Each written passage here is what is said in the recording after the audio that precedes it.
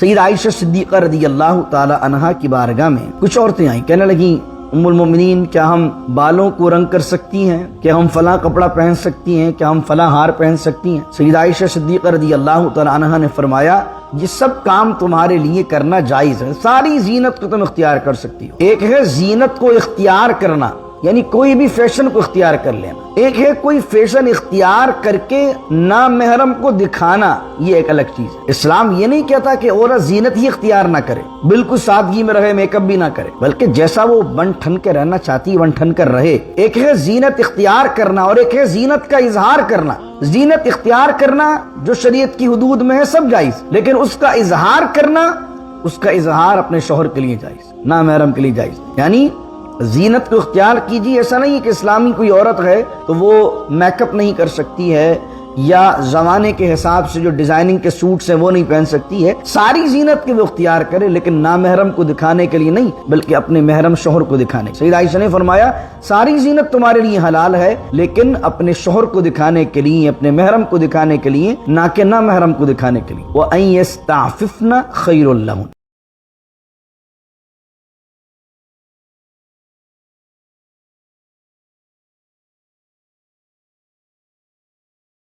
لی صدری ویسر لی امری واحلل عقدۃ من لسانی یفقہوا قولی۔ اللہم صل علی سیدنا ومولانا محمد معدن الجود والکرم وآلہ وصحبہ وبارک وسلم۔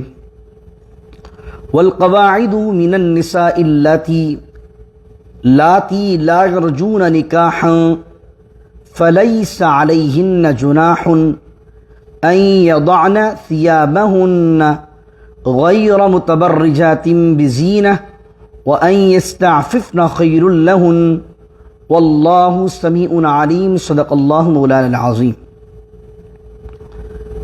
سورہ نور کی آیت نمبر 60 سے آج کے درس کا ہم نے آغاز کیا ہے، اور معاشرتی ایک سوشل لائف ایک مومن کی، ایک مسلمان کی کس طرح کی ہونی چاہیے، اور کیا مینرز اور کیا ایٹیکیٹس ایک مسلمان کو ہونا چاہیے، کیا اخلاقیات انسان کی زندگی میں ہونے چاہیے، اللہ رب العزت نے اس سورہ مبارکہ میں خصوصاً اس کا ذکر کیا ہے، اور اس کی کل آیات 64 ہیں، اور اس وقت ہم 60 اور 61 کو تلاوت کر رہے ہیں آج کے درس میں، اور کل پھر اس کا لاسٹ رکوع ہم تلاوت کریں گے۔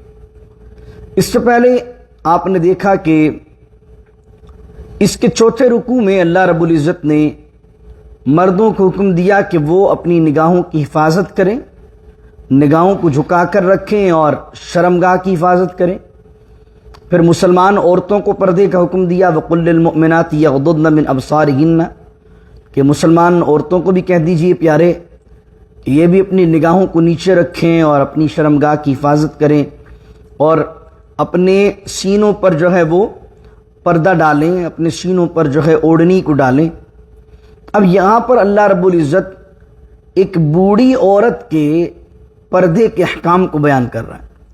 اللہ کہتا ہے والقواعد، والقواعد یہ نکلا ہے قاعد سے یا قاعدہ سے، اس کی پلورل ہے، اس کی جمع ہے۔ قاعد بنا ہے قاعدہ سے، جو ہم نماز میں بھی کرتے ہیں۔ قاعدہ کا معنی بیٹھ جانا، قاعد یا قاعدہ کا معنی بیٹھنے والی، اور قواعد کا معنی بیٹھ رہنے والیاں یا بیٹھے رہنے والیاں۔ من النسائی، عورتوں میں سے بیٹھے رہنے والیاں۔ لا یرجونا، یرجونا کا معنی وہ امید رکھتے ہیں یا وہ امید رکھیں گے۔ لا یرجونا وہ امید نہیں رکھتے ہیں، تو عورتوں میں سے بیٹھے رہنے والیاں جو امید نہیں رکھتی ہیں نکاحن، نکاح کی۔ اب عورتوں میں بیٹھے رہنے والیاں جو امید نہیں رکھتی ہیں نکاح کی، کون؟ اس سے مراد ہے وہ بوڑھی عورتیں، اور بوڑھی بھی کس قسم کی؟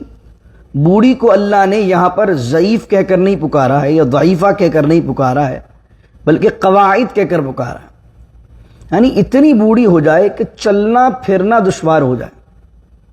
یہ نہیں کہ ایک عورت ہے جو 50 سال کی ہے، آپ کے نزدیک تو بوڑھی ہے، کیونکہ آپ کی خالہ ہے، آپ کی آنٹی ہے، آپ کی ماں ہے، لیکن 50 سال کی ایج میں وہ ایک آدمی کے لیے نامحرم بھی ہے اور اٹریکشن کا سبب بھی ہے، جوان لگتی ہے۔ بہت سی عورتیں ہوتی ہیں 60 کے اندر بھی اپنے آپ کو اتنا مینٹین کرتی ہیں کہ وہ 42 کی 45 کی لگتی ہیں اس میں بھی۔ تو آپ کے نزدیک تو چونکہ وہ 60 کی ہیں یا 62 کی ہیں یا 58 کی ہیں، لیکن وہ والقواعد کی اس تعریف میں داخل نہیں ہے جو بیٹھے رہنے والی ہیں۔ قرآن کہہ رہا ہے، قرآن نے بیٹھے رہنے والی ہیں کیوں کہا؟ کہ وہ اتنی ایج کو پہنچ جائیں کہ وہ اتنی بوڑھی ہو جائیں کہ اب چلنا پھرنا ان کے لیے دشوار ہو، کہ چل پھرنے کے لیے بھی ان کے معاملات اس یعنی بہت زیادہ بوڑھی ہو جان، اور ایسی بوڑھی ہونے کے بعد صرف بیٹھے رہنے والیاں قرار نہیں دیا، ورنہ کوئی اس سے نکال لیتا کہ بھئی جتنی اپاہج لڑکیاں ہیں وہ بھی تو ویل چیئر پہ بیٹھی رہتی ہیں، تو پھر اس کا بھی پردہ نہیں ہے۔ کہ اللہ کہہ رہا والقواعد من النساء، اور عورتوں میں سے بیٹھے رہنے والیاں۔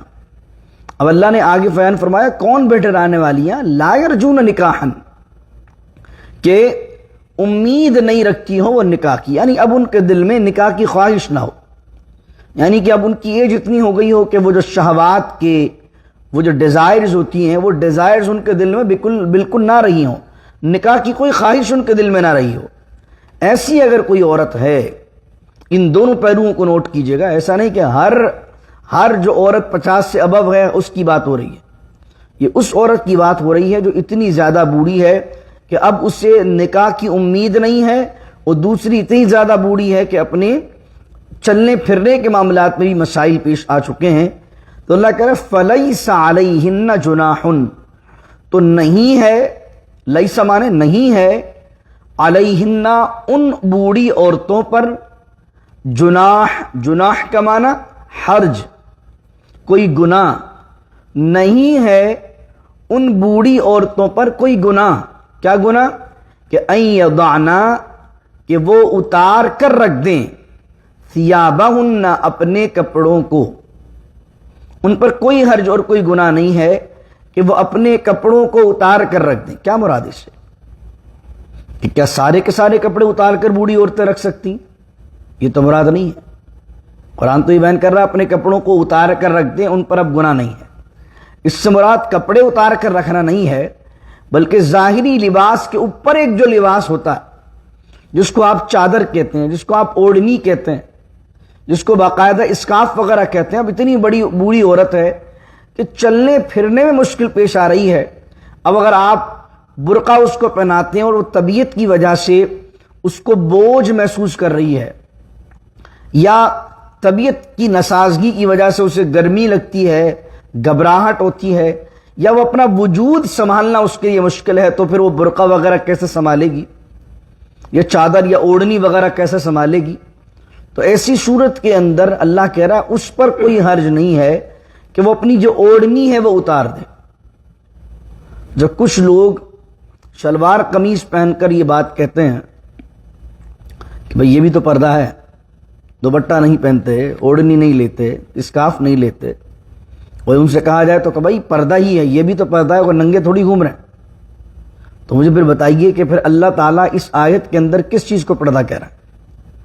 اللہ اگر یہ کہہ رہا ہے کہ بوڑھی عورت اپنے کپڑے اتار دے، تو اس سے کیا مراد؟ اللہ یہ کہہ رہا ہے کہ بوڑھی عورت جو ہے سارے کپڑے اتار کر ننگی ہو جائے؟ یہ تو مراد نہیں ہے۔ مراد یہی ہے کہ ایک جوان عورت شلوار قمیض کے علاوہ بھی اپنے اوپر ایک تیسری قسم کا چادر لیتی ہے، جو چادر ہوتی ہے یا اسکارف ہوتا ہے یا برقع ہوتا ہے۔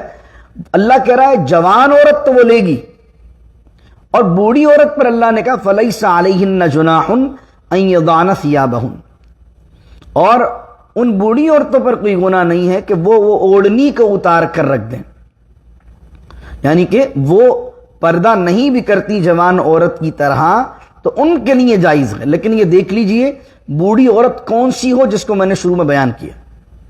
پھر اس بوڑھی عورت کے لیے بھی اللہ کہہ رہا غیر متبرجات بزینہ، غیر مانے نہیں یا نہ، متبرجات، متبرجات نکلا ہے بروج سے، بروج کا معنی ہوتا ہے، بروج نکلا ہے برجہ سے، اور اس کا معنی ہوتا ہے بلندی، محل کو بھی کہتے ہیں۔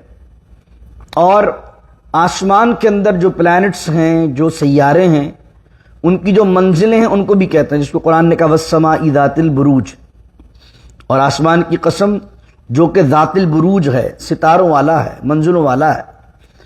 اب عورتیں اپنے کپڑوں پر بھی چھوٹے چھوٹے ستارے لگاتی تھی، تو وہ اس کو کہتے ہیں ثوب المبرج، ستاروں والا کپڑا۔ آپ نے دیکھا ہوگا ڈیزائننگ ہمارے یہاں بھی ایک زمانے میں ہوتی تھی اس طرح کی، لیکن عرب کے اندر جب عورتوں نے اس طرح کے کپڑے بنانا شروع کیے تو یہ لفظ زینت کے معنی میں استعمال ہونے لگا، یعنی زینت کو ظاہر کرنا، زینت کو شو کرنا۔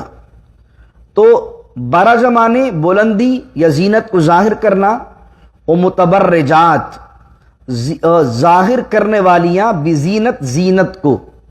اللہ کہہ رہا ہے کہ اس کے لیے بھی یہ جائز نہیں ہے کہ یہ عورت جو بوڑھی ہے یہ زینت کو ظاہر کرنے والی ہو۔ ترجمہ کیا بنے گا؟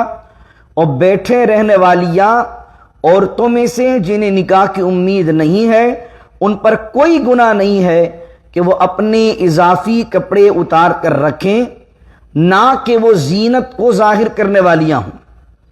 ایسا نہ ہو کہ وہ بھی اپنی زینت کو ظاہر کر رہی ہوں۔ جو چھپانے کے مقام ہیں وہ چھپانے عورتوں کو بھی، بوڑھی عورتوں کو بھی، صرف جو اوڑھنی ہے، جو تیسرا اضافی کپڑا ہے اس کا منع کیا جا رہا ہے، اس کی اجازت دی جا رہی ہے کہ وہ جو ہے غیر متبرجات بزینہ، لیکن اس کے ساتھ ساتھ یہ بھی کنڈیشن لگائی جا رہی ہے کہ زینت کے اندر کیا کیا چیزیں استعمال ہوتی ہیں، جیسے زیور ہے اور جو بھی چیزیں ایسی موجود ہیں، اگر اس کے اندر زینت کو ظاہر کرنے کی خواہش موجود ہے تو اس کا مقصد یہ کہ پھر وہ اس قسم کی بوڑھی عورت نہیں ہے۔ اگر وہ اپنے آپ کو ظاہر اس طرح کرنا چاہتی ہے کہ چار لوگ مجھے دیکھیں اور میری طرف متوجہ ہوں اور اپنی میں زینت کو ظاہر کروں، تو پھر اس کا مقصد ہے پھر وہ اس طرح کی بوڑھی عورت نہیں ہے، اس کے دل میں ابھی بھی ایک جوان عورت کا مزاج موجود ہے۔ وَأَن يَسْتَعْفِفْنَ خَيْرٌ لَهُنَّ، اب یہاں متبرجات بزینہ کے اندر زیور بھی علماء نے مراد لیا۔ زینت کس کو کہتے ہیں؟ زینت ہر اس شے کو کہتے ہیں جس سے آدمی اپنی خوبصورتی کو ظاہر کرے، اس کو زینت کہتے ہیں۔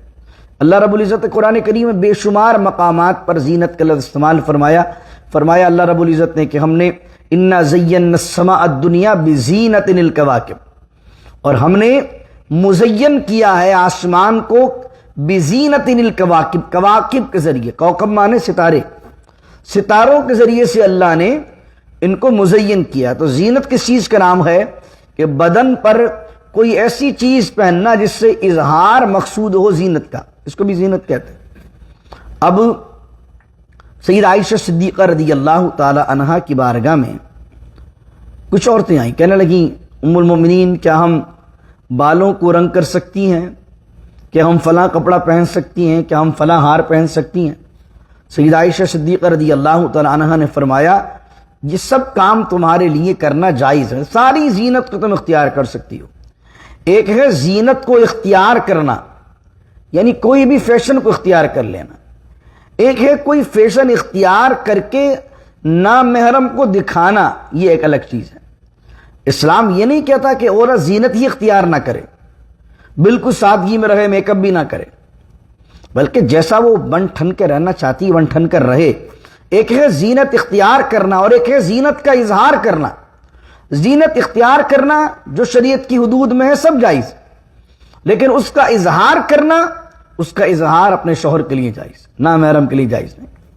یعنی زینت کو اختیار کیجیے، ایسا نہیں ہے کہ اسلامی کوئی عورت ہے تو وہ میک اپ نہیں کر سکتی ہے یا زمانے کے حساب سے جو ڈیزائننگ کے سوٹس ہیں وہ نہیں پہن سکتی ہے، ساری زینت کے وہ اختیار کرے، لیکن نامحرم کو دکھانے کے لیے نہیں بلکہ اپنے محرم شوہر کو دکھانے کے لیے۔ سید عائشہ نے فرمایا ساری زینت تمہارے لیے حلال ہے، لیکن اپنے شوہر کو دکھانے کے لیے، اپنے محرم کو دکھانے کے لیے، نہ کہ نامحرم کو دکھانے کے لیے۔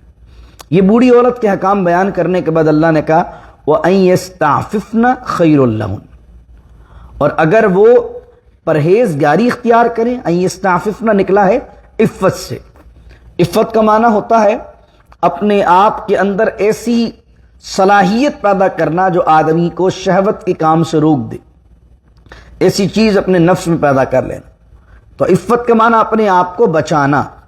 وَأَن يَسْتَعْفِفْنَ کا ترجمہ کیا اگر پرہیزگاری اختیار کر لیں، یعنی بڑھاپے کے اندر بھی اپنی چار دیواری اور چادر کا خیال کریں اور بڑھاپے کے اندر بھی اسکارف وغیرہ لے لیں. حالانکہ اجازت ہے ان عورتوں کے لیے جو بوڑھی ہو چکی ہیں، تو ضروری نہیں ہے کہ برقع ہی پہن کر نکلیں.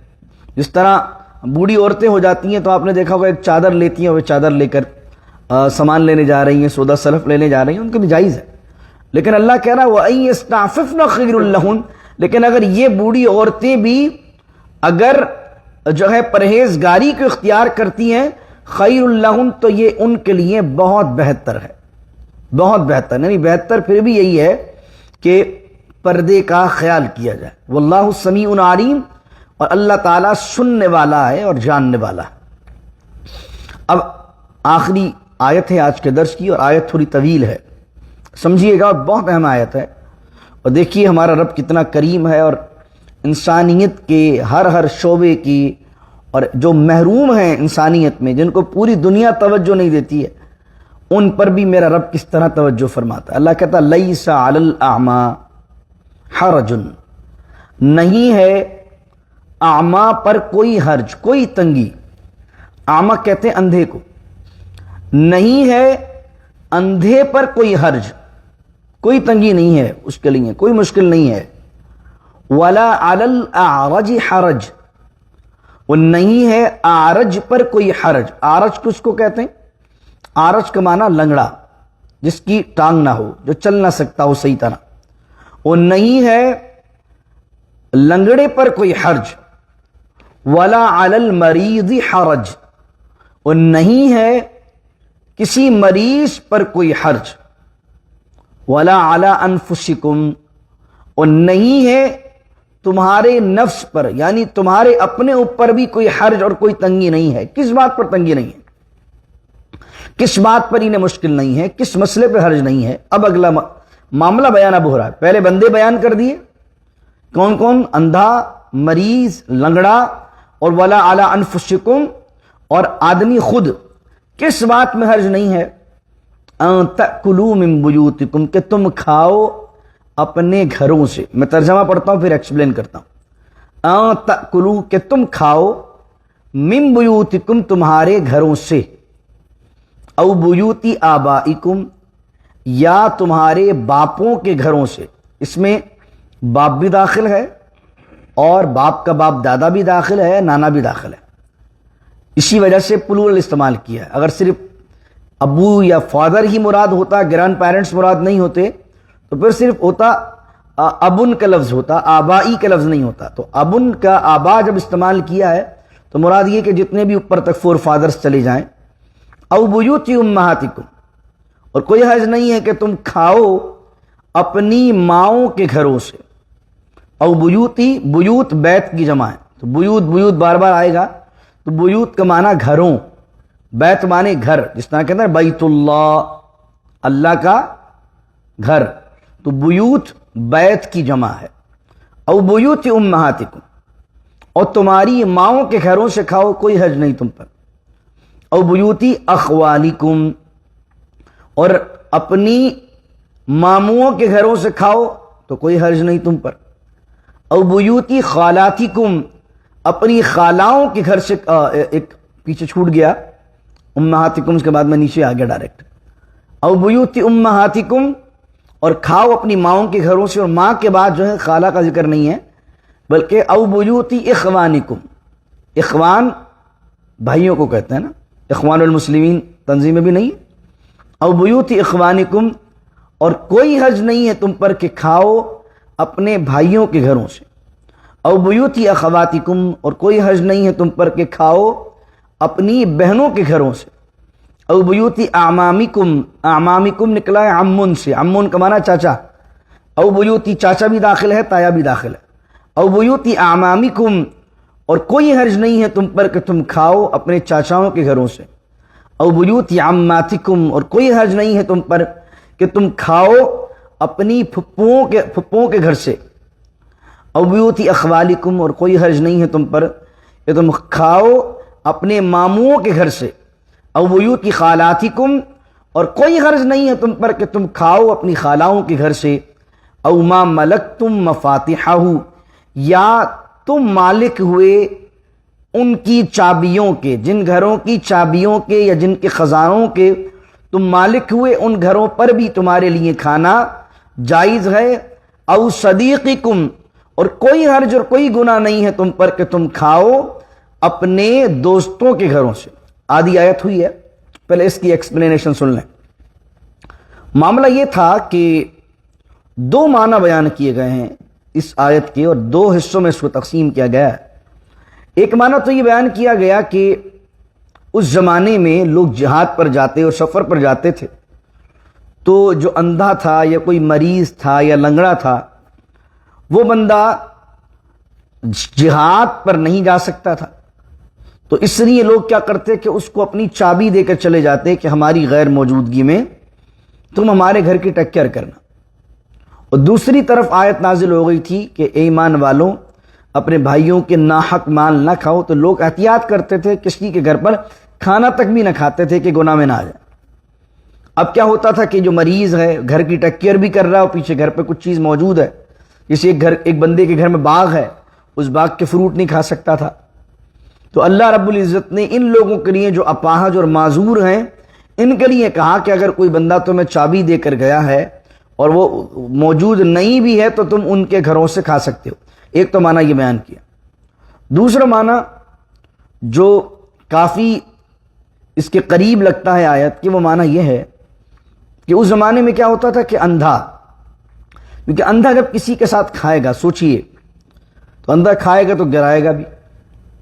بعض اوقات کیا ہوگا کہ کھانا کچھ چاہے گا، کھا کچھ لے گا۔ اچھا، اس کو نظر بھی نہیں آ رہا ہوگا کہ جب مل کر کھا رہے ہیں تو کھانا پلیٹ میں کتنا موجود ہے، بوٹیاں کتنی موجود ہیں، ہو سکتا ہے ساری بوٹیاں خود کھا جائے، ہو سکتا ہے کھانا اس زمانے کے اندر کھانا اتنے وافر مقدار میں تو نہیں تھا عرب میں، تو کھانا جو ہے وہ لمیٹڈ ہوتا تھا۔ تو اب ایک اندھے آدمی کو تو پتہ نہیں ہے کہ پرات میں اور یا تھال میں کتنا کھانا ہے، زیادہ نکال کر کھا لے گا۔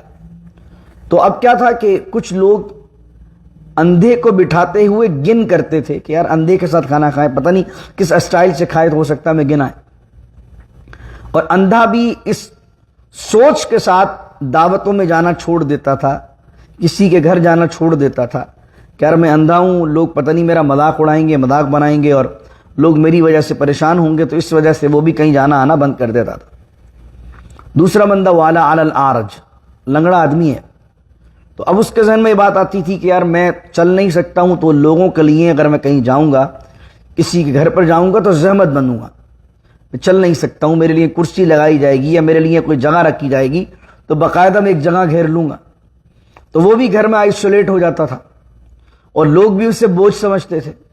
یا مریض کوئی ہے، اب کوئی بڑی عمر کا آدمی ہے تو اب اس کو لے جانا، ہر تقریب میں لے جانا، یہ بھی ہر سمجھے اب یہ مریض کو کون کون لے کے پھرے، اس کو دعوتوں میں، وہ بھی اپنے گھر میں آئسولیٹ ہو جاتا تھا۔ تو اس حصے کو الگ رکھیے۔ تو اللہ نے کہا کہ جو معاشرے کے، سوسائٹی کے کمزور لوگ ہیں، ان کمزور لوگوں کا پوری سوسائٹی پر حق ہے، ان کو آئسولیٹ نہیں کرنا ہے۔ یعنی ایک بندہ ویسے ہی اندھا ہے، اب اس کو لوگ بلانا چھوڑ دیں، اس سے بات کرنا چھوڑ دیں، اس کے ساتھ بیٹھنا اٹھنا چھوڑ دیں، تو سوچئے اس پر کیا بیتے گی۔ ایک آدمی پاؤں سے معذور ہے، اب وہ آدمی کو لوگ بوجھ سمجھنے لگ جائیں، گھر والے بھی بوجھ سمجھیں، اس کو کہیں لے کر آنا جانا چھوڑ دیں، تو اس پر کیا بیتے گی۔ ایک مریض ہے، ماں باپ بیمار ہو گئے، اب آپ جب بھی جا رہے ہیں باہر کسی ریسٹورنٹ میں جا رہے ہیں، اماں ابا کو کبھی لے کر نہیں جا رہے ریسٹورنٹ، پوری فیملی جا رہی ہے، بیگم بھی ساتھ جا رہی ہیں، مریض نہیں جا رہا ہے، بھائی یہ مریض ہے۔ تو اللہ تعالیٰ نہیں چاہتا کہ جو لوگ معذور ہیں ان کو آپ آئسولیٹ کر دیں، ان کو آپ دیوار سے لگا دیں، وہ ویسے ہی معذور ہیں اور احساس کمتری میں، کمپلیکس میں زندگی گزاریں۔ آپ بالکل اس طرح، میں ایک آرٹیکل پڑھ رہا تھا، اس میں ایک خاتون نے لکھا کہ ایسی جو مائیں ہیں وہ ڈپریشن کا شکار ہو جاتی ہیں جن کے بچے معذور ہوتے ہیں۔ یعنی کسی کا بچہ ہے جو چل نہیں پا رہا ہے، کسی کا بچہ ہے جو دیکھ نہیں پا رہا ہے، اب وہ مائیں اگر بیچاری کہیں لے جائیں ان بچوں کو، تو سارا معاشرہ وہ کہتا ہے کہ لے کر کیوں آئیں، اس کو گھر پہ چھوڑ دیا کرو، فلاں جگہ فار ایگزامپل مشورے دے رہے ہوتے ہیں یہاں پر، تو ارے وہاں پر بڑا سستا ہے، $500 رہتے ہیں پر منتھ، وہیں چھوڑ دیا کرو صبح سے شام تک۔ اگر ایک ماں پالنا چاہ رہی ہے ایک ماں چاہ رہی ہے کہ اپنے بچوں کو ٹیک کیئر کروں تو اس کو ہمت بڑھائیے، اس کو اپریشیٹ کیجیے، اور پھر ایسے موقع پر تقریب میں اگر عورت جاتی ہے تو پھر ان ماؤں سے بار بار وہی سوال، کیا ہو گیا تھا، کیوں نہیں دکھ رہا اسے، کیا مسئلہ ہو گیا؟ اب وہ بیچاری ایک ایک بات کو اپنی اولاد کے لیے ریپیٹ کرتے کرتے کرتے معاشرہ پاگل کر دیتا ہے اسے۔ بھائی آپ کو پتہ ہے ایک بچے کو نظر نہیں آ رہا، آپ کو پتہ ہے ایک بچہ چل نہیں پا رہا، سوچیے جملے استعمال کرنے سے پہلے، ہر ایک کی تحقیق میں لگنا، ہر ایک کٹوں میں لگے رہنا، کیا ہوا تھا، کیسے ہوا تھا، اور صرف مزے لینے کے لیے، کوئی ہمدردی نہیں ہوتی۔ عورتوں کی تو عادت ہی ہوتی ہے کچھ نہ کچھ انہیں چاہیے گوسپ کے لیے، تو چلو یار 2-3 گھنٹے شادی میں گزارنے، چلو یہی موضوع صحیح۔ اب پوری 2-3 گھنٹے وہ تو آئے تھے بیچارے انجوائے کرنے کے لیے، اس بچے کی معذوری کو اور اس بچے کی ویکنیسز کو تم نے ذکر کر کے اس 2-3 گھنٹے اس عورت کو ڈپریس کر دیا، ہو سکتا بیچاری اس بچے کی ماں رات بھر سو نہ سکے۔ اور پھر ایسے بچے آپ نے دیکھا ہوگا تقریبوں کے اندر، ایونٹس کے اندر کسی کے گھر پہ جاتے ہیں تو سہمے رہتے ہیں، یہ لوگ مذاق بناتے ہیں۔ تو اپنے بچوں کو بھی سکھائیے، چھوٹے بچے ہوتے ہیں بڑے شرارتی ہوتے ہیں، وہ ایسے جو ڈسیبل بچے ہوتے ہیں ان کا مذاق بھی بناتے ہیں، اور ایسے بچوں کو اسکول لائف میں، کالج لائف میں، یونیورسٹی لائف میں بہت ہارڈ شپ کا سامنا رہتا ہے، بہت ہرڈل رہتی ہیں ان کی زندگی میں۔ تو آپ کو اگر اس طرح کے کوئی بچے نظر آئیں تو آپ اپنے بچوں کو بھی سمجھائیں کہ بیٹا ایکسٹرا ان پر ٹیک کیئر کرو، ایکسٹرا ان کا خیال کرو، ان کو بھی اپنے ساتھ کچھ نہ کچھ کھیل میں شامل کرو، کیونکہ اللہ رب العزت نے یہاں کیا فرمایا کہ یہ جو لوگ ہیں، جو اندھا ہے یا لنگڑا ہے یا مریض ہے، ان پر کوئی حرج نہیں ہے کہ یہ تمہارے گھروں میں آ کر کھانا کھائیں۔ تو اس کا مقصد کیا ہے کہ یہ بھی انوائٹ ہو سکتے ہیں، ان کو بھی بلایا جا سکتا ہے، اور یہ بھی اس طرح ہی آئیں گے لوگوں کے ساتھ جس طرح دوسرے لوگ آتے ہیں، تو یہ بھی کھا سکتے ہیں۔ اور پھر دوسرا معنی یہ بیان کیا کہ اگر اندھا اور لنگڑا اگر کمانے پر قادر نہیں ہے، مریض کھا نہیں رہا، تو سوسائٹی کے کسی کے گھر پہ بھی جا کر وہ کھانا کھائے، اس پر کوئی حرج نہیں ہے۔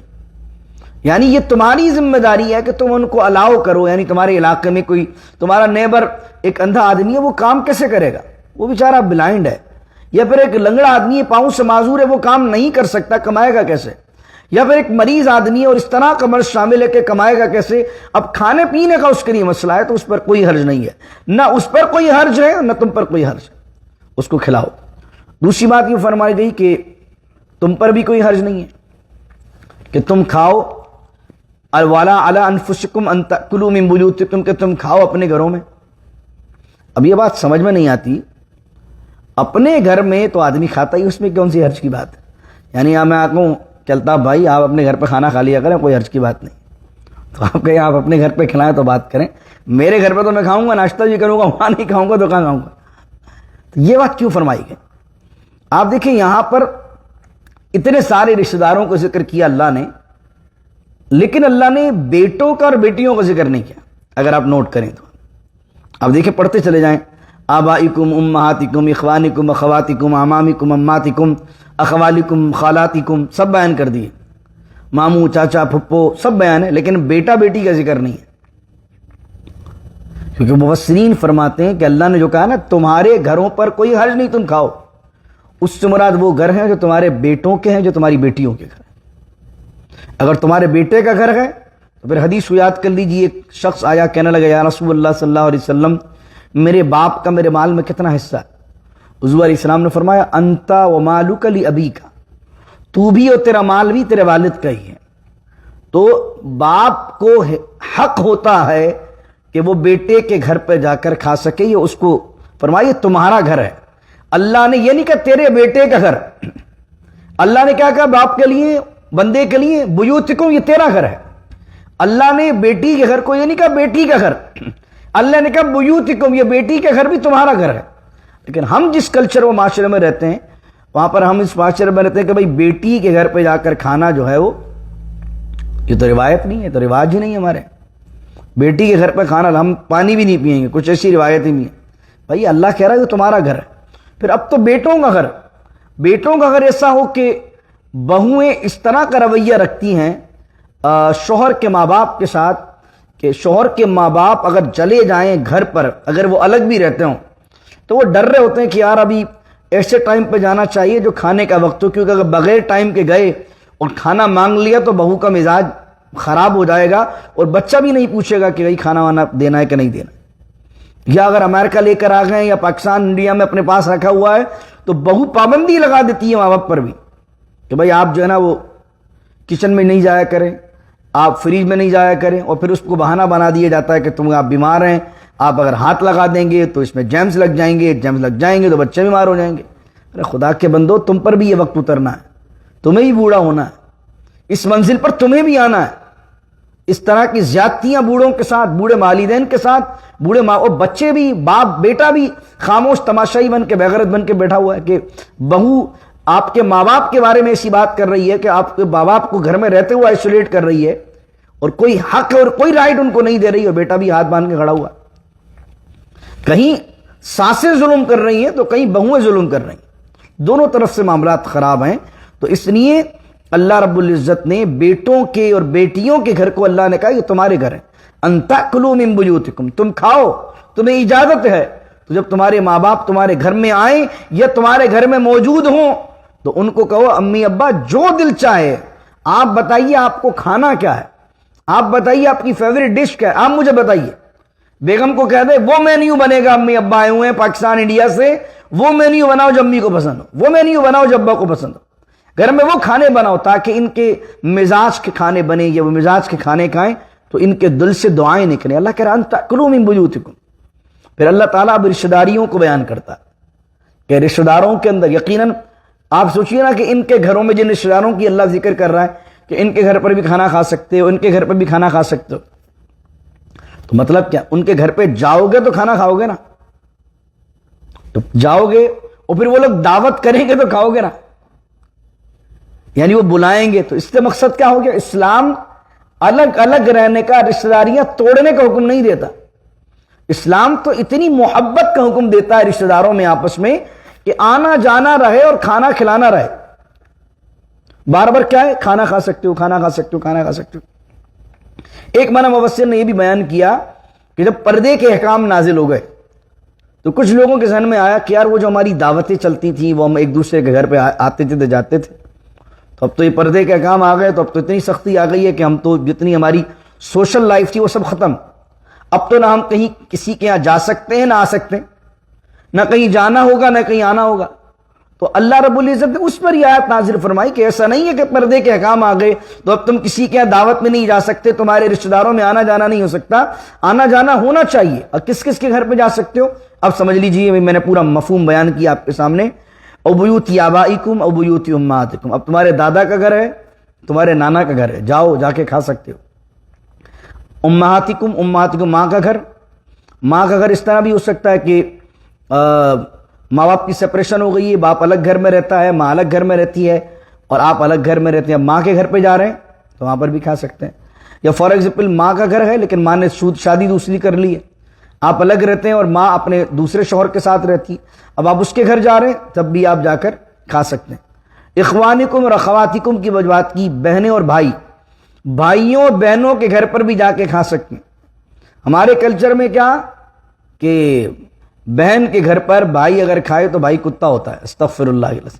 نہ بھائی, اسلام کیا کہہ رہا ہے, قرآن کیا کہہ رہا ہے؟ قرآن تو یہ کہہ رہا ہے کہ بھائی کے گھر پر کھا سکتے ہیں. اور بعض اوقات بیچارہ بھائی ایک الگ شہر سے بہن کے گھر جاتا ہے اور وہاں ایسا معاشرہ, ایسا کلچر ہمارے یہاں روایت الٹی سیدھی بنا دی جہالت میں کہ ایک الگ شہر سے دوسرے شہر میں آیا, مسافر ہے, لیکن بہن کے گھر پہ نہیں کھائے گا کیونکہ سسرال والے بھی اس کے اچھا نہیں سمجھتے کہ تیرا بھائی ہمارے گھر پہ کھائے. وہ بیچارہ باہر کسی ہوٹل پہ بیٹھ کے کھانا کھائے گا, بہن سے ملے گا, گفٹ لے کے آئے گا, بہن تیرے لیے گفٹ لے کے آیا ہوں.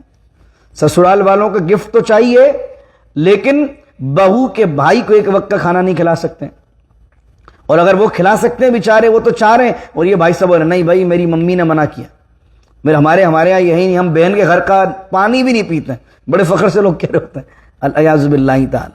تو شریعت اسلامیہ تو یہ باتیں نہیں کرتی. بھائی کے گھر پر بھی کھانا کھا سکتے ہیں. تو یہ بھائیوں میں محبت ہو, آپ کے بھائی یہاں پر ایک دوسرے کو بلایا کرو بھائی. ایک ویسے ہی یہاں پر رشتہ داروں کی کمی ہے اور الگ الگ رہ رہے ہیں, اپنی اپنی زندگی ہے, انڈیپینڈنٹ لائف چل رہی ہے, رشتہ داروں کی دعوت کیا کریں. آپ کا بھائی کوئی رہتا ہے اس کو بلائیں اپنے گھر پر, تاکہ آپ بلائیں, پھر وہ آپ کو بلائے, پھر وہ آپ کو بلائے, پھر آپ جائیں, تاکہ محبتوں کے تبادلے. اللہ کہہ رہا او بیوت اعمامکم, تمہارے چچاؤں کے گھر، تایا کے گھر، چچا تایا کے گھر پر بھی کھانا کھا سکتے ہو، کوئی حرج نہیں ہے، آنا جانا رہے گا تو کھا سکتے ہو۔ اماتکم جو تمہاری پھپھو کا گھر ہے، یہ سارے کے سارے تمہارے رشتہ داروں کے گھر ہیں۔ اخوالکم اور خالاتکم، ماموں کا گھر اور خالاؤں کا گھر، یہ دونوں چیزوں کو بیان کیا۔ اب یہ جو بات بیان کی، اور تم مالک ہوئے جن کی چابیوں کے، اس سے کیا مراد؟ اس سے مراد یہ کہ اس زمانے میں کچھ لوگ ہوتے تھے جو چابی دے کر چلے جایا کرتے تھے، چابی دیتے تھے، کہہ رہے تھے ہم جب تک آئیں ہمارے گھر کی حفاظت کرنا یا ہمارے جو ہے باغ کی حفاظت کرنا، یہ چابی لے لو۔ تو ان کے لیے بھی اللہ کہہ رہا کہ اگر وہ تمہیں ذمہ داری دے کر جا رہے ہیں، ان کے باغ میں پھل پک گئے ہیں یا ان کے گھر میں کھانا اور تم ٹیک کیئر کر رہے ہو، تو جن کی چابیاں یا جن کی ذمہ داری تمہیں دے کر یا جس جگہ کا مینیجر بنا کر تمہیں کوئی بندہ گیا ہے، تو تم اس مکان میں بھی جس کے ذمہ دار تم ہو، جس کی چابیاں تمہارے پاس ہیں، اس کو کھا سکتے ہو۔ اور آخری بات فرمائی او صدیقکم، صدیق دوست، فرمایا دوست کے گھر پر بھی تم کھانا کھا سکتے ہو۔ ایسا نہیں کہ دوست دعوتیں دے دے کے بار بار بلا رہا، نہیں، ہم کسی کے نہیں جاتے، ہم کسی کے نہیں کھاتے۔ او صدیقکم، اور تمہارے جو دوست ہیں ان کے گھروں پر بھی تمہارا کھانا جائز ہے۔ پھر اللہ کہہ رہا ہے لیس علیکم جناح، اور نہیں ہے تم پر کوئی حرج، کوئی گناہ، ان تأکلوا جمیعا، کہ تم کھاؤ اکٹھے ہو کر، او اشتاتا، شتن کہتے ہیں الگ الگ ہونا، جو قرآن نے بیان کیا نا کہ اشتاتا لیوروا اعمالہم، اور قیامت کا دن ہوگا کہ الگ الگ گروہ اللہ کی بارگاہ کے اندر آئیں گے۔ یہ موبائل بند کر دیں، موبائل آپ کا بج رہا ہے۔ اشتاتا، تو شتن کا معنی ہے ان تأکلوا جمیعا او اشتاتا، کہ آپ کھاؤ جمع ہو کر، یا او اشتاتا، یا الگ الگ ہو کر۔ یعنی کچھ لوگ تھے اس معاشرے کے اندر جو صبح سے شام تک بیٹھے رہتے تھے اور جب تک کوئی آئے گا نہیں جب تک کھاتے نہیں تھے، تو اللہ نے کہا کہ بھئی الگ الگ بھی کھا سکتے ہیں۔ اور کچھ لوگ تھے وہ ساتھ کھانے کے اندر کہتے تھے یار مزہ نہیں آتا، الگ الگ کھانا چاہیے، تو اللہ رب العزت نے فرمایا مل کر بھی کھا سکتے ہیں، دونوں میں کوئی حرج نہیں ہے، بلکہ حضور علیہ السلام کی حدیث ہے کہ مل کر کھانے میں برکت ہے۔ پھر آیت کنٹینیو چلتی ہے، فرمایا فَإِذَا دَخَلْتُمْ، یہ کھانے پینے کا معاملہ ختم ہوا، اور اللہ کہہ رہا فَإِذَا دَخَلْتُمْ بُيُوتًا، اور جب تم داخل ہو گھروں میں، بُيُوتًا جو تادو زبرتن آیا ہے یہ نکرہ ہے، یعنی ناؤن ہے، کوئی سا بھی گھر ہو، جب تم ان گھروں میں داخل ہو، فَسَلِّمُوا، تو سلام کیا کرو، عَلَىٰ أَنفُسِكُمْ، اپنے اوپر سلام کیا کرو۔ اپنے اوپر سے مراد کہ جب اپنے گھر میں داخل ہو یا تم کہیں اور جا رہے ہو، اپنے گھروں میں داخل ہو تو اپنے اوپر سلام سے مراد یہ ہے کہ اگر اس گھر میں کوئی نہیں ہے، آپ گھر میں داخل ہو، کوئی نہیں ہے گھر میں، فیملی ساری گئی ہوئی ہے، اب کس کو سلام کرے؟ تو اللہ کہہ رہا فَسَلِّمُوا عَلَىٰ أَنفُسِكُمْ، اپنے اوپر سلام کر لو۔ کیا کہو؟ السلام علینا وعلی عباد اللہ الصالحین۔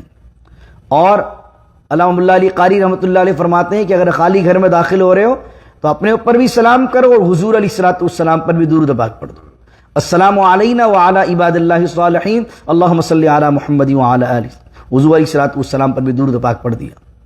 اور ایک معنی یہ علی انفسکم سے مراد یہ ہے کہ تمہاری بیوی، تمہارے بچے، یہ بھی تو تمہاری جان کا حصہ ہی ہے نا، تب گھر میں داخل ہو رہے ہو ان پر بھی سلام کرو۔ آدمی بعض اوقات کہیں نئی جگہ جاتا ہے تو سلام کرتا ہے، اب گھر میں جاتا ہے تو آدمی کہتا ہے ارے یار ان کو کیا سلام کریں۔ جیسے آپ سمجھیں اگر آپ کے بچے یا بیوی اٹھ کر آئے اور بیوی کو کہا جائے کہ بھائی اپنے شوہر کو سلام کرے تو شرماتی، ارے میں ان کو کیا سلام کروں، شوہر بیوی کو سلام نہیں کر رہا، بچے صبح اٹھ کر آئے یا بچے گھر میں داخل ہو رہے وہ سلام نہیں کر رہے، تو اللہ کیا کہہ رہا فَإِذَا دَخَلْتُمْ بُيُوتًا، جب تم گھر میں داخل ہو، فَسَلِّمُوا عَلَىٰ أَنفُسِكُمْ، اپنی جانوں پر، اپنے آپ پر سلام کرو۔ اور یہ سلام کیا ہے؟ اب سنیے سلام کیا چیز، تحیۃ من عند اللہ، یہ اللہ کی طرف سے دعا ہے، ایک تحیت ہے، ایک گریٹنگ ہے، اور صرف دعا نہیں ہے بلکہ مبارکتن طیبہ، ایک پاکیزہ برکت والی دعا ہے، پاکیزہ اور برکت والی دعا ہے کیا؟ سلام۔ اپنے بچوں کو سکھائیے سلام۔ یہاں پاکستان ہندوستان کے اندر بھی الحمدللہ، وہاں تو پھر بھی چنے ایک معاملہ ہے، یہاں کہیں اس طرح بھی جانا کہ اتفاق ہوتا ہے کہ بچے گھر میں داخل ہوتے ہیں، کوئی مہمان بیٹھا ہو، اتنی تمیز نہیں ہوتی انہیں کہ وہ کسی مہمان کو سلام کر دیں، بڑے ہوتے ہیں۔ ہم نے اتنا بھی تربیت اگر نہیں کی بچوں کی تو بتائیے کیا سکھایا ہم نے؟ یہ مینرز ہیں۔ اللہ آگے کیا کہتا ہے، آیت کمپلیٹ ہوتی ہے کذالک یبین اللہ لکم الآیات، اسی طرح اللہ بیان کرتا ہے تمہارے لیے اپنی آیات کو، لعلکم تعقلون، تاکہ تم عقل پکڑو۔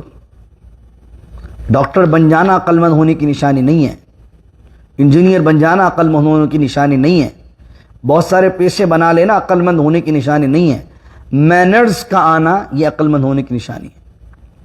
اگر مینرز کسی کو نہیں ہے، کھانے کے، پینے کے، گھر میں آنے کے، کسی سے ملنے کے، تو ہم نہیں کہتے یار یہ کیسا آدمی، پڑھا لکھا جاہل آدمی، اس کو اتنی تمیز نہیں ہے کہ کہیں بیٹھتے کیسے ہیں، کھانا نکالتے کیسے ہیں، کھانا کھاتے کیسے ہیں۔ تو پتہ کیا چلا، سوشل لائف ایٹیکیٹس اور مینرز کے ساتھ گزارنا بھی عقل مندی ہے، وزڈم ہے۔ اس کو اللہ کہہ رہا ہے لعلک، یہ اللہ کی آیتیں ہیں اور اس سے سبق حاصل کرو ان احکامات کے ذریعے سے۔ مینرز، تو مسلمان جو ہوتا ہے وہ وداؤٹ مینرز نہیں ہوتا، اس میں ایک مینرز ہوتا ہے، چلنے کا، کہیں جانے کا، کہیں جا رہے سلام کریں۔ تو بچوں کو سلام کی عادت دلوائیں، بچوں کو کہیں بیٹا جب بھی گھر میں داخل ہو، ابھی صبح اٹھ کر اپنے کمروں سے نکل کر آئیں ناشتہ کرنے کے لیے، باواز بن کے السلام علیکم ورحمۃ اللہ، وہ 3 لفظ استعمال کیا، اللہ تحیہ، اللہ کی طرف سے دعا ہے، اور پھر کیا مبارکتن، اور برکت والی چیز ہے۔ یعنی اگر گھر میں تم سلام کرو گے، بچے سلام کریں گے تو کیا نازل ہوگی اللہ کی طرف سے؟ برکت۔ پھر فرمایا طیبہ، پاکیزہ چیز ہے، پاکیزگی آئے گی۔ پاکیزگی کا مطلب کیا ہے؟ جب سلام کرو گے دلوں میں محبت بڑھے گی۔ حضور علیہ السلام نے کہا، فرمایا سلام کو عام کرو، تو اس لیے کہیں بھی جائیے سلام کو پہل کیجیے، السلام علیکم، السلام علیکم، یہ گڈ مارننگ، ہائے، واٹس اپ ڈیوڈ، یہ بچوں کو کہنا بھائی اس سے نکلو، بچوں کو وہ جتنی انگریزی بولنی ہے، انگلش بولنی ہے بولو، لیکن ابتدا کہاں سے کرو؟ السلام علیکم ورحمۃ اللہ وبرکاتہ، پورا سلام سکھائیے۔ چھوٹے چھوٹے بچوں کو مہمان آئے سلام کرو بیٹا، یہ مینر سکھائیے بچوں کو۔ اب یہاں تو کیا ہے، ماں باپ ڈر رہے ہوتے ہیں اولاد سے، وہ کہتے ہیں کہ ہمیں سلام نہیں کرتا آپ کو کیا کرے گا؟ تو کوئی بڑی اچھی بات ہے، آپ کو سلام نہیں کرتا ہے، یہ شرم سے ڈوب جانے کا مقام ہے کہ آپ نے اولاد کی اتنی تربیت نہیں کی کہ وہ گھر میں کسی آنے والے کو سلام کر لے۔ یعنی کہ ایک مفسرہ کو میں سن رہا تھا، انہوں نے بڑی اچھی بات کی، انہوں نے کہا جانور بھی کہیں آتا ہے نا تو آ کر اپنی پریزنس شو کرواتا ہے، آواز نکالتا ہے یا متوجہ کرواتا ہے کہ بھائی میں آ گیا ہوں۔ ایک آدمی آیا، سیدھا آیا اور سیدھا اپنے روم میں، کون بیٹھا ہوا ہے صوفے پر، کون آیا ہوا ہے، کس طرح ملنا ہے، یہ تمام چیزیں اپنی اولادوں کو سکھائیے۔ کیسے سیکھیں گے؟ جب آپ خود سلام کا رواج بنائیں گے۔ تو اللہ تعالیٰ سلام کو عام کرنے کی ہمیں توفیق عطا فرمائے، اور ہمیشہ سلام کیجئے۔ جس گھر میں سلام ہوتا ہے اللہ کا نام لیا جاتا ہے۔ رسول کریم علیہ السلام نے فرمایا جب تم کھانا کھاتے ہو یا اپنے دروازوں کو بند کرتے ہو اللہ کا نام لیتے ہو یا اپنے گھروں میں سلام کرتے ہو تو شیطان یہ کہتا ہے کہ ہمارا اس گھر میں اب کوئی ٹھکانہ نہیں، کیونکہ یہاں اللہ اللہ اللہ کا نام لیا جاتا ہے، کھانا کھاتے ہوئے بھی، دروازہ بند کرتے ہوئے بھی، گھر میں آتے جاتے ہوئے بھی یہی دعا کی جاتی ہے، السلام علیکم ورحمۃ اللہ وبرکاتہ۔ دنیا کی کوئی بھی گریٹنگ اٹھا لیں، good morning, good afternoon, good evening, اور سلامز کو اس سے کمپیئر کریں تو آپ کو دنیا کی کسی بھی زبان میں، کسی مذہب میں اتنی شاندار گریٹنگ نہیں ملے گی کہ آپ جب کسی سے مل رہے ہوں تو اس کو مل کر یہ کہہ رہے ہوں السلام علیکم، سلامتی ہو تم پر، ورحمۃ اللہ، اور اللہ کی رحمتیں ہو تم پر، وبرکاتہ، اور اللہ کی برکتیں ہو تم پر۔ بتائیے ایک دفعہ کا سلام بھی اگر سامنے والے کے حق میں اللہ قبول کر لے تو سوچیے سامنے والے کا تو کام ہو گیا۔